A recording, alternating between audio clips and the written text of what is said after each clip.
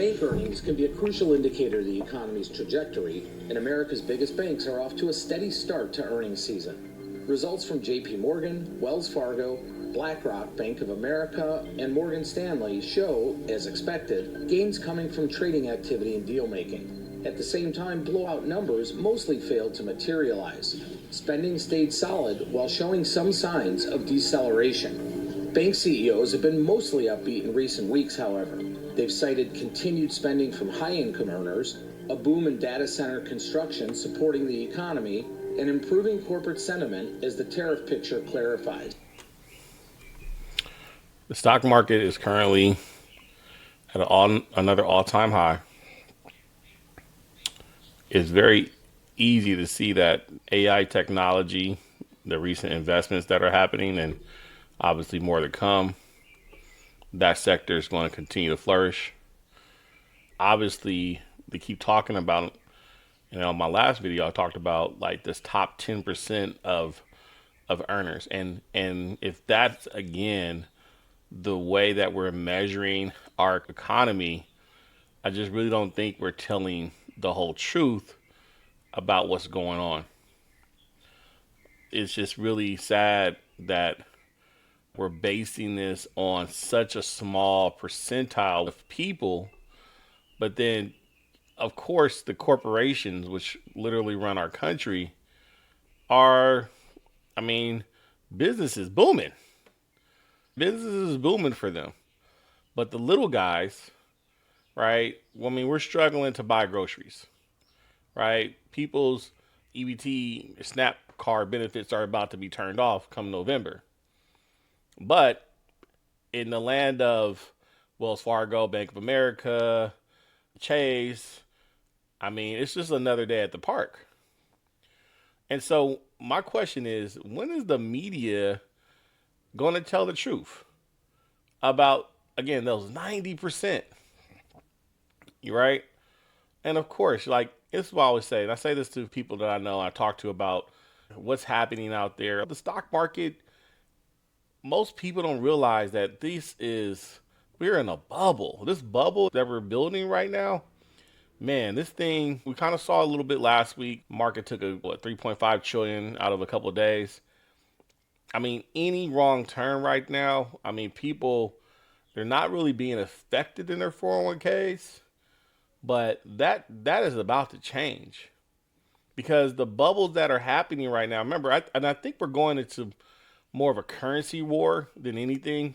What do I mean by that? You're kind of seeing the tokenization of real world assets. You're seeing our debt at an all-time high, almost pushing 38 trillion. What are we going to do with this debt, and how does that affect the US dollar? Right? These are questions that I have to ask. And so what is the likely outcome?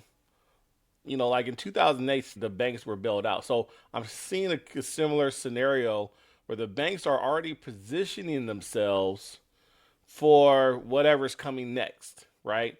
Because they weren't ever going to be left behind. And if they're putting their money in the right places, which we know they are, right? Because they're making money while everybody else is kind of, robbing Peter to pay Paul. We know that they're ready for the next big thing. And I think we're kind of seeing that with digital assets. We'll talk about that more in the future. But it is still concerning, this narrative that people are spending, everything's good, ain't nobody worried about how they going to pay their light bills and their car notes, right? They threw it in there. They said the top 10%, because that is really what's holding on right now to this economy. So interesting. Now, we just talked about this yesterday, right? So again, these narratives are still going on. And then remember, this is being broadcast because here's what they don't want. They don't want people to really panic, right? So if they put out the message that, oh my God, everything's good, the banks are reporting great news, everybody's using their credit cards and debit cards, and it's business as usual. Well, we know that's not really true. Late payments on credit card loans have shown consistent improvement following a period of worsening 2 years ago, when inflation and higher interest rates prompted some deterioration.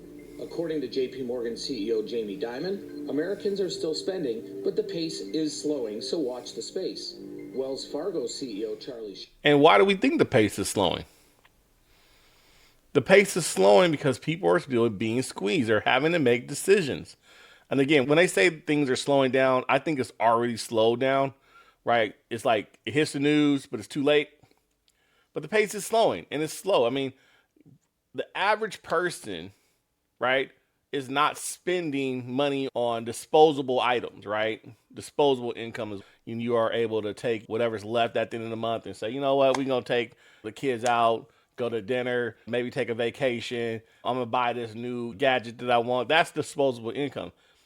Again, I really want to see what happens in the holiday season. I really want to see what happens in the holiday season. I think when those numbers come out, unless I'm just completely wrong, which I could be. I could be absolutely talking out the side of my mouth right now. And everything could be all right. Jarf said spending on credit and debit cards continued to rise and that the financial health of our clients and customers remained strong. He did acknowledge some lingering economic uncertainty. However, a prolonged government shutdown could dampen the outlook. If the economy does wobble, banks could suffer as borrowers struggle to repay their loans. We're seeing a slowdown in the housing market. We're seeing foreclosure rates. We're going to talk about foreclosures and what's happening there, right?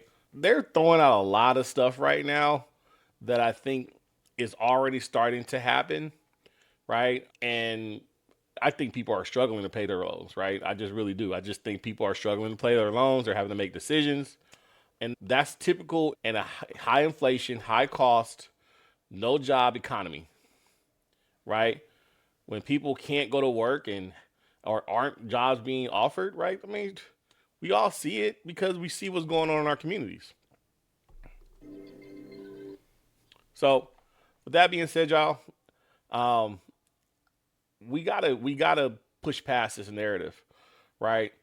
We gotta tell the truth. That's why I'm on this show now. That's why I'm doing Saving America's Money, because we have to tell the truth about what's really happening in our communities, right? And the national narrative is going to kind of help reduce that panic, right? We don't want we don't want to push the panic button. We don't want to let you guys know that actually any day now this thing could collapse and hyperinflation could set in, right? So they're going to continue to push the narrative, make people feel like, oh, things are all right.